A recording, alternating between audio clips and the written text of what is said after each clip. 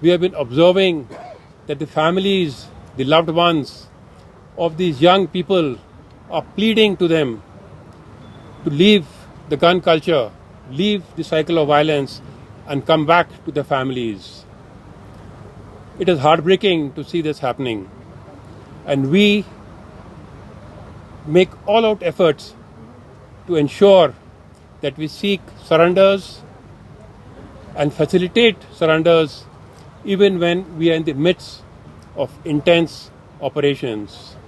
We want our youth to come back to the mainstream, and we always welcome them with the open arms. The Indian Army gives a lot of importance to observing human rights when conducting counter-terrorist operations. We ensure that we use minimum force and there is minimum collateral damage. Lastly, through you, I want to send a message to the Awam that the Indian Army is there to give a second chance to any youth who accepts his mistakes and wants to surrender and come back to the mainstream. We, the uniformed forces, are here to save lives and not to take lives. Today, we are commemorating and celebrating the 23 years of homecoming of 23 young men who were rescued by the Indian Army 23 years ago in the area of Gurez. There is no greater joy than being joined back by your families and your loved ones.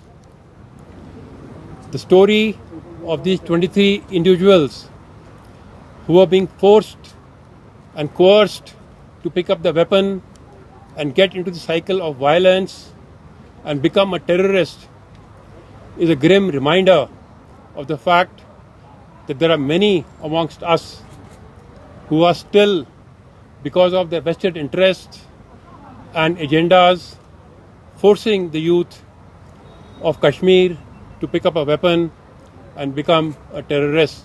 This story also reminds us of the fact that life will give you a second chance if you accept your mistakes and want to come back to the mainstream.